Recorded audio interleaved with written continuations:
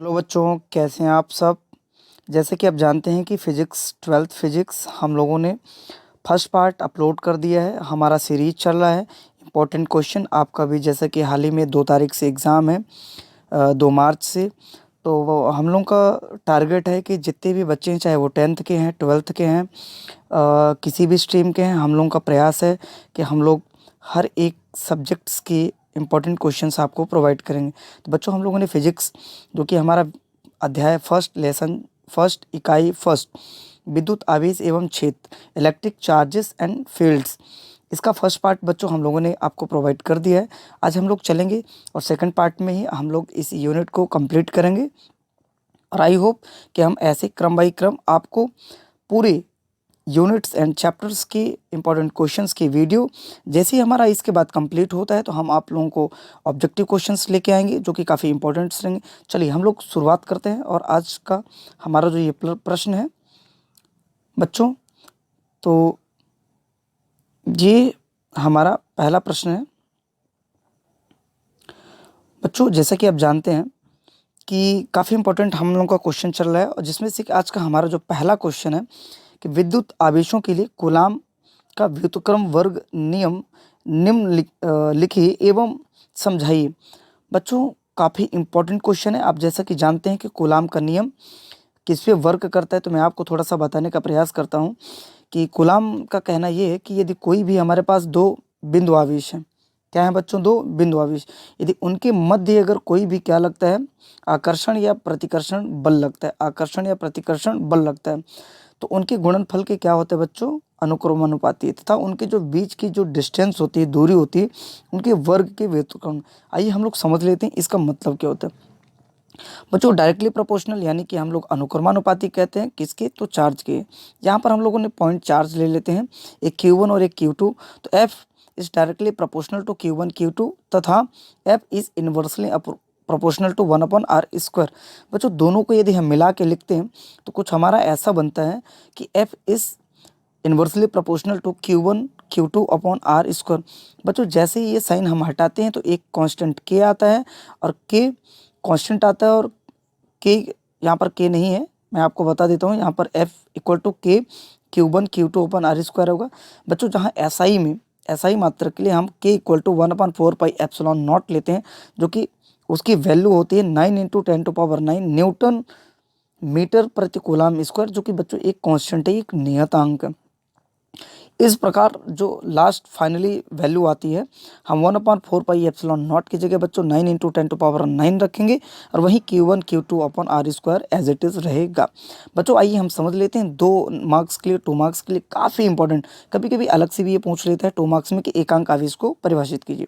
तो एकांक आवेश का मतलब होता है 1 इलेक्ट्रॉन, या सॉरी 1 चार्ज। बच्चों, यदि F इक्वल टू 9 × 10⁹ न्यूटन, जहाँ R इक्वल टू 1 मीटर लेंगे, और Q1 इक्वल टू Q और Q2 इक्वल टू Q, तो बच्चों इक्वेशन फर्स्ट, यदि बच्चों हम यहाँ F equal to 9 × 10⁹ equal to 9 × 10⁹ Q1 × Q2 1। बच्चों, यहाँ पर 9 × 10⁹ कैंसल आउट होके Q × Q, Q और Q का मल्टीप्लाई होगा तो Q² होगा, और यहाँ पर 1 होगा। इसका हम स्क्वायर रूट लेंगे बच्चों, +-1 आएगा। अतः यदि समान परिमाण के दो सजातीय आवेश वायु व निर्वात में, तो बच्चों वायु व निर्वात के लिए हम 1 मीटर की दूरी ले लेते हैं। बच्चों, कूलाम के नियम की शर्तें। बच्चों, कूलाम का नियम 2, हमने आपको जैसा कि इसमें बताया था कि कूलाम का नियम 2 शर्तों पर ये वर्क करता है। आवेश पहला है आवेश बिंदु आवेश, मतलब जो आवेश हो वह बिंदु आवेश हो, आवेश हो वह बिंदु आवेश, पॉइंट चार्ज हो। आवेश विरामावस्था में, जो चार्ज हो बच्चों यहाँ पर स्टैटिक्स यानी कि ये रुका हुआ स्थिर विरामावस्था में होना चाहिए, क्योंकि हमारी इस यूनिट का नाम ही है इलेक्ट्रोस्टैटिक, यानी कि इलेक्ट्रॉन्स क्या होने चाहिए, रुके होने चाहिए। बच्चों, हम लोग क्वेश्चन नंबर 2 करते हैं। काफ़ी इंपॉर्टेंट क्वेश्चन है कि विद्युत क्षेत्र की तीव्रता को परिभाषित कीजिए, इसका मात्रक लिखिए। आइए हम लोग समझते हैं बच्चों। विद्युत क्षेत्र रेखाओं के कोई 4 गुण लिखिए, ठीक है, 4 पूछे, 5 पूछे, 2 पूछे, लेकिन आपको पढ़ना कम से कम 4 से 5 पढ़ना। आइए समझ लेते हैं कि यहाँ पर दिया है कि विद्युत क्षेत्र के पहला जो आंसर है कि विद्युत क्षेत्र के किसी बिंदु पर रखा एकांक धनावेश जितने बल का अनुभव करता है उसे उस बिंदु पर विद्युत क्षेत्र की तीव्रता कहते हैं।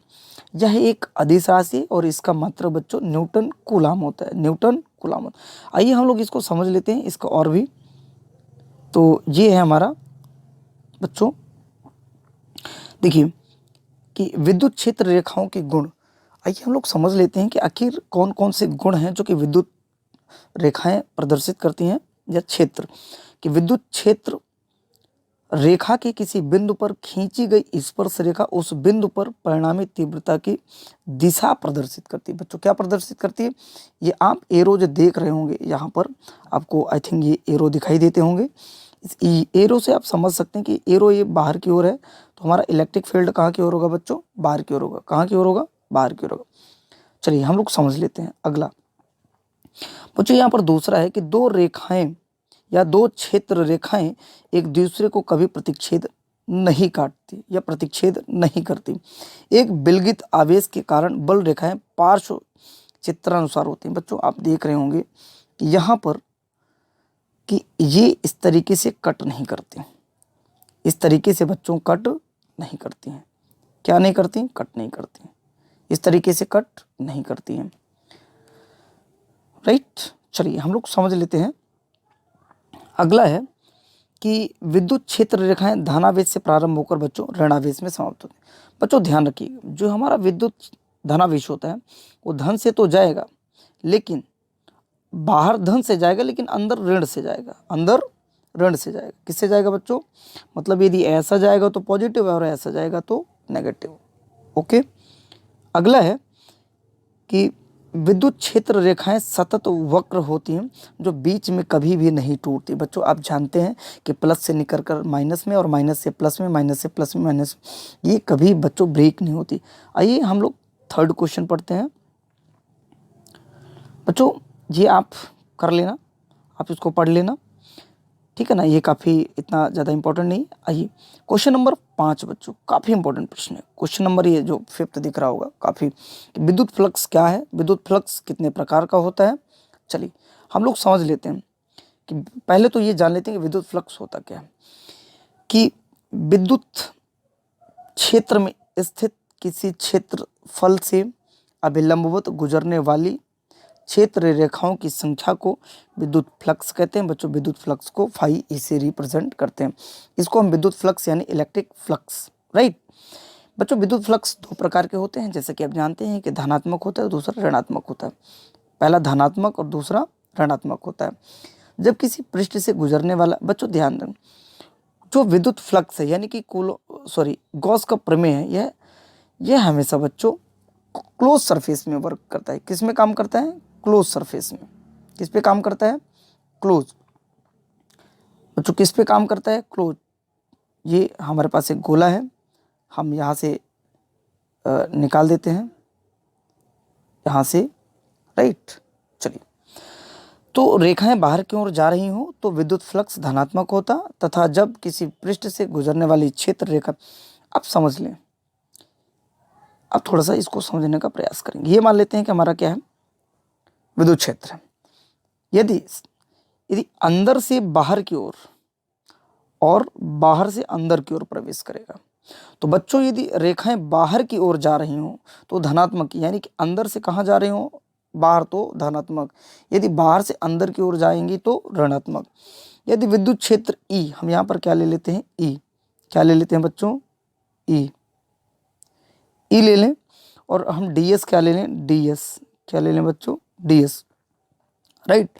तो पृष्ठ से अभिलंबवत से थीटा कोण बनाएं तो तल से संबंध विद्युत फ्लक्स। बच्चों आप जानते हैं कि यहाँ पर phi E equal to E into D S cos theta होता है, राइट।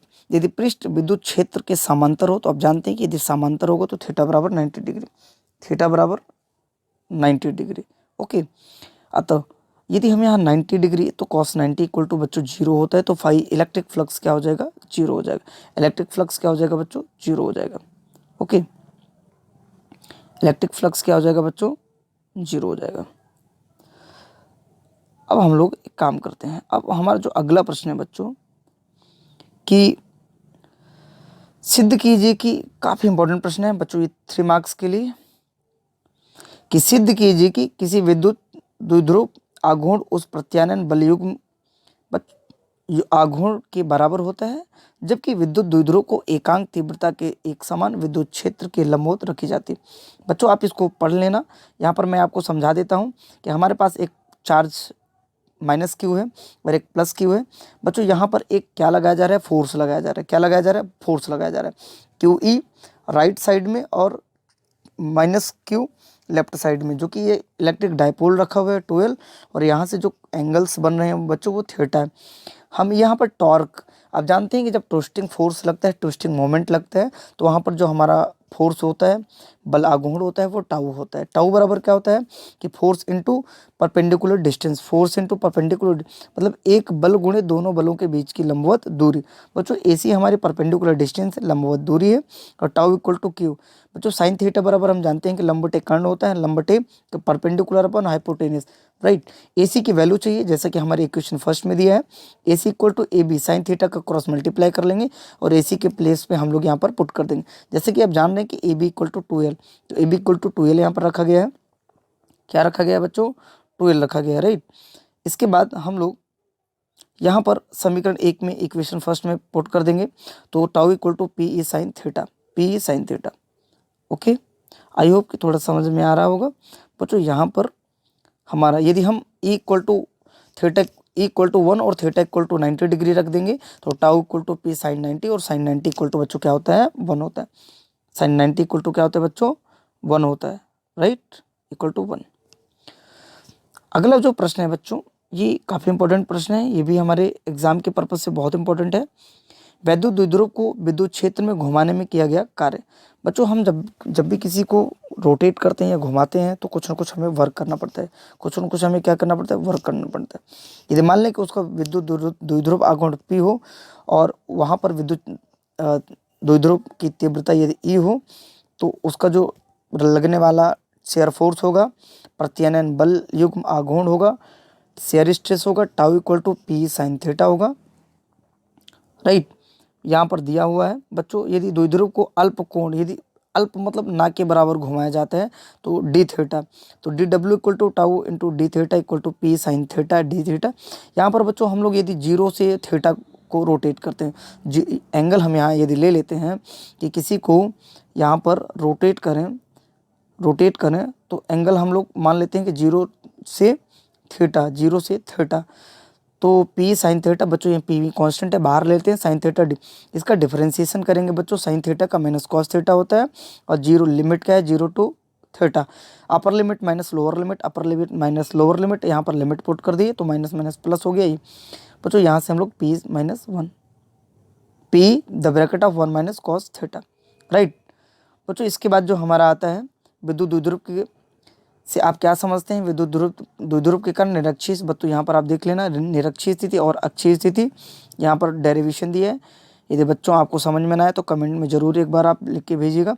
आज का हम देखते हैं कि सबसे इम्पोर्टेंट 3 मार्क्स में लगातार क्वेश्चन आता रहता है, और मैं गारंटी देता हूँ बच्चों 101% की यदि 2019 में क्वेश्चन आया हुआ है, तो कन्फर्म है कि 2023 में फिर से रिपीट होने वाला है, तो इसको पढ़ के ही जाना है आपको।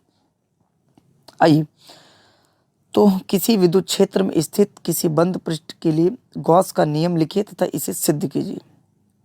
बच्चों गॉस का प्रमेय तक यहाँ जो कि हम पहले ही पढ़ चुके हैं, आइए हमें एक बार फिर से रिवाइज करवा देता हूँ। गॉस का नियम, इस नियम के अनुसार किसी बंद पृष्ठ से गुजरने वाला संपूर्ण विद्युत फ्लक्स उस बंद पृष्ठ के अंदर निर्वात में उपस्थित कुल आवेश का 1/ε गुना होता है।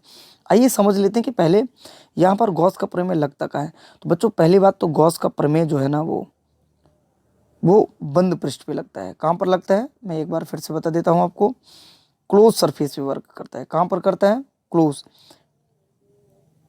राइट। बच्चों इसके डिस्टेंस ले लेते हैं, ये आर ले लेते हैं, क्या ले लेते हैं, आर ले लेते हैं। यहाँ पर हम ds ले लेते हैं, राइट, ds, और यहाँ पर हम p पॉइंट ले लेते हैं, क्या ले लेते हैं, p पॉइंट ले लेते हैं, राइट। बच्चों यदि हम यहाँ से देखें कि यदि जहाँ एप्सिलॉन नॉट निर्वात की विद्युत शीलता है, परमिबिलिटी है, वैक्यूम। यदि किसी बंद पृष्ठ के अंदर निर्वात में उपस्थित कुल आवेश Q हो तो गॉस प्रमेय के उस बंद पृष्ठ से गुजरने वाला संपूर्ण विद्युत flux phi equal to integration of S E into D S, right. हमें बच्चों Q upon epsilon naught prove करना है। निगमन देख लेते हैं कि यहाँ पर आप ले लेना कि आवेश क्या होता है, O क्या होता है, केंद्र बिंदु त्रिज्या क्या होती है, R होती है। बच्चों यहाँ पर विद्युत क्षेत्र क्या होता है, equal to 1/4 pi epsilon naught into Q upon R square, right. इसके बाद बच्चों यहाँ पर आप बना हुआ है डायग्राम, तो आप इसको देख लेना। इसके बाद D phi equal to into D S cos theta, right. जैसे ही हम वेक्टर का साइन हटाते हैं तो हमारे पास एक एंगल आता है जो कि कॉस थीटा, और यदि हम मान लेते हैं कि परपेंडिकुलर लाइनें निकल रही, इलेक्ट्रिक फ्लक्स निकल रहा है, तो परपेंडिकुलर जब भी हम लेते हैं बच्चों वहाँ पर थीटा 0 होता है और cos 0 equal to 1, cos 0 equal to 1। समीकरण 1 में बच्चों जैसे कि आप जानते हैं कि डी फाई इक्वल टू हम वहाँ पर यदि पुट करते हैं तो 1/4 पाई एप्सिलॉन नॉट। अब बच्चों जानते हैं कि हमारा गोल है, क्या है ये गोल, तो गोल है तो हम यदि संपूर्ण पृष्ठ ले लेंगे, यहाँ पर वैल्यू बच्चों यहाँ पर इंटीग्रेशन डी, आप इसको देख लेना, और अगर यदि समझ में ना आए तो कमेंट में ज़रूर करना। मैं आपको बढ़िया एक सेपरेट इन इम्पोर्टेंट क्वेश्चंस की एक सेपरेट लेक्चर आपको मैं शूट करके दे दूंगा। आइए चलते हैं, अगला है जो बच्चों यहाँ पर उसके कुछ अनुप्रयोग दिए गए हैं। जैसे कि हमारे पास एक वायर है, और वायर के चारों ओर हमारे पास इलेक्ट्रिक फील्ड जनरेट हो रहा है, और इलेक्ट्रिक फील्ड जनरेट हो रहा है तो यहाँ पर हम वैसे ही फाइंड करेंगे, क्योंकि आप जानते हैं कि गॉस का प्रमेय जो कि क्लोज सरफेस पे वर्क करता है। किस पे वर्क करता है बच्चों, क्लोज सरफेस पे। यहाँ पर भी हम कुछ फाई इक्वल टू लेंगे, आप देख लेना कि इसको क्या कहते हैं, क्योंकि नॉमेनक्लेचर मैं नहीं चाहता हूँ कि आप मतलब ये वीडियो काफ़ी लंबी हो, और इसमें आप देख लेना कि किसको क्या कहते हैं। जैसे लंबाई L हो गया, आवेश Q हो गया, राइट, और विद्युत क्षेत्र E हो गया। यहाँ पर lambda equal to Q upon L, जो कि Q equal to lambda into L। आप देख लेना यहाँ पर R क्या है, डिस्टेंस है, रेडियस है उसकी, ds पृष्ठ है हमारा, phi equal to into D S cos theta. जैसे कि आप जानते हैं कि ये हमारा जनरेट होता है, यदि परपेंडिकुलर हमारा इलेक्ट्रिक फ्लक्स निकल रही है तो वहाँ पर हम 0 डिग्री लेंगे, और 0 degree equal to cos 0 equal to 1 होता है। यहाँ पर बेलन का वक्र पृष्ठ लेते हैं बच्चों 2 पाई आर एल, यहाँ पर हम लोग 2 पाई आर एल पुट कर देंगे, और फाई इक्वल टू बच्चों किंतु गॉस का नियम हम जानते हैं कि phi equal to Q upon epsilon naught होता है। फाई की जगह हम Q upon epsilon naught put कर देंगे, और यहाँ से हम E की वैल्यू फाइंड कर लेंगे। क्या कर लेंगे बच्चों, E की वैल्यू फाइंड। बच्चों यहाँ पर फिर से गॉस प्रमेय लिखिए तथा इसकी सहायता से कूलाम का काफ़ी इंपॉर्टेंट प्रश्न है बच्चों, काफ़ी इंपॉर्टेंट। मैं चाहता हूँ कि ये जो इंपॉर्टेंट क्वेश्चन है तो स्किप ना करें। तो बच्चों गॉस का प्रमेय लिखिए तथा इसकी सहायता से कूलाम के व्युत्क्रम वर्ग के नियम को लिखिए। बच्चों गॉस का प्रमेय, जैसे कि आप जानते हैं कि गॉस का प्रमेय एक बंद पृष्ठ पे ये वर्क करता है, जो कि 1/एप्सिलॉन गुना होता है कुल आवेश का। तो फाई इक्वल टू क्या होता है, 1/एप्सिलॉन नॉट, राइट। तो गॉस के प्रमेय से कूलाम के नियम बच्चों क्या होता है, आप थ्योरी देख लेना कि माना O क्या होता है, Q क्या होता है, R क्या होता है। और अब मैं आपको बता देना चाहता हूँ बच्चों यहाँ पर कि ये गोली पृष्ठ है, राइट। यहाँ पर आप देख रहे हैं कि ds हमारे पास S क्या है, एक सरफेस है, प्लस Q हम पॉइंट चार्ज दे रहे हैं यहाँ पर रेडियस R है, P हमारा क्या है, पॉइंट्स है जहाँ पर इलेक्ट्रिक फील्ड इंटेंसिटी फाइंड करनी है। गोली बच्चों फाई इक्वल टू इंटीग्रेशन का साइन आपको लगाना है, और ए इंटू डी एस लगानी है। ds इक्वल टू जैसे ही हम यहाँ पर साइन हटाएंगे एक हमारे पास कॉस थीटा आएगा, जो कि थीटा इक्वल टू 0 डिग्री लेंगे, राइट। किंतु फाई ds गोली पृष्ठ, बच्चों गोली के लिए हम जानते हैं कि गोली पृष्ठ के लिए इसका वक्र पृष्ठ जो होता है 4 पाई आर स्क्वायर होता है। गोली पृष्ठ का क्षेत्रफल जो होता है वो 4 पाई आर स्क्वायर। बच्चों हम यहाँ पर फाई इंटीग्रेशन ds की जगह पर हम लोग 4 पाई आर स्क्वायर और इक्वल टू, जैसा कि आप जानते हैं कि किंतु गॉस के प्रमेय से कि phi equal to Q upon epsilon naught होता है। यहाँ पर आपको पुट कर देनी है, समीकरण 1 में पुट करनी है। कहाँ पर पुट करनी है, समीकरण 1 में। तो Q अपॉन एप्सिलॉन नॉट हो जाएगा बच्चों, यहाँ पर E की वैल्यू आप निकाल लेना, तो 4 पाई आर स्क्वायर डिवाइड में चला जाएगा, कहाँ चला जाएगा, इस प्रकार कूलाम का नियम आ जाएगा। कूलाम का नियम, या ये तो विद्युत क्षेत्र की तीव्रता है 1/4 pi epsilon naught Q upon R square. लेकिन आप जानते हैं कि यदि हम अन्य बिंदु आवेश Q नॉट लेते हैं, परीक्षण आवेश लेते हैं, टेस्टिंग चार्ज लेते हैं, तो F equal to Q naught E होता है, राइट। तो जैसे हम E की वैल्यू रखेंगे 1/एप्सिलॉन naught pi 1/4 pi epsilon naught Q upon R square और क्यू, तो क्यू मल्टीप्लाई होगा तो Q Q naught upon R square. बच्चों यही कूलाम का नियम है, यही क्या है कूलाम का नियम है, राइट। आई होप कि आपको बहुत अच्छे से समझ में आया होगा, उम्मीद करता हूँ। इसके बाद आज हमारा यह कंप्लीट होता है, इसके बाद जस्ट हम आपको इसी का एक सेपरेट आपको ऑब्जेक्टिव प्रोवाइड कर देंगे। तो नेक्स्ट हम अगली वीडियो में मिलेंगे, तब तक के लिए जय हिंद।